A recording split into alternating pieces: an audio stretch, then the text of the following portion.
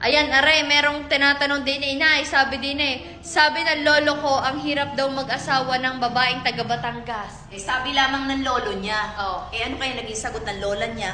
Lolo, hindi Kaya lola. nga, bigyan nga sabi,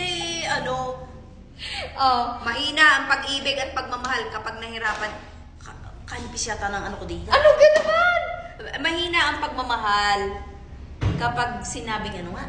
Naku, Diyos ko. Pag gagarin tatanungin, hindi Mahina nga ang pagmamahal kapag kagayon. Kaya mahina rin ang inyong pandinig. Hindi, mahina ang pagmamahal kapag sinabing mahirap magmahal or umibig sa mga Batanggenya, diga?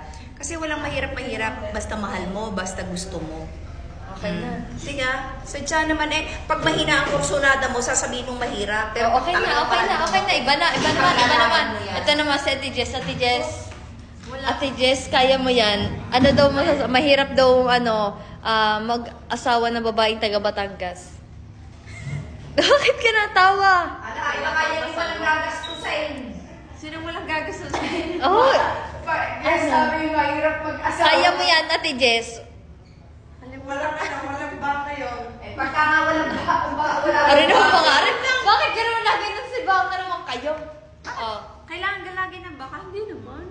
Ayun nga, bakit nga daw mahirap? Bakit nga daw sabi Hindi naman mahirap. Pag mahal mo, walang mahirap. Kayang-kaya yan. Gagawa ng paraan. Gagawa ng paraan. Ito kaya, ano kaya sasabihin nito si Lucky? Lucky, dito ka! Hindi ka makakatakas! Oh, ikaw din. Mahirap daw, mag-asawa.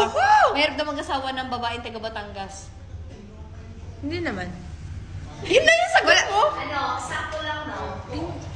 Oo nga, tama naman yung sabi ng ate. Wala naman nga mahirap sa tao magmamahal eh. Kapag mahal mo, syempre kaya mo lahat. Walang reklamong gagawin mo lahat. Ganun. Para naman kinabi-paste nyo lang talaga. Sagot ang bawat isa. Ito pa. Tatanungin natin to si Donya. Donna.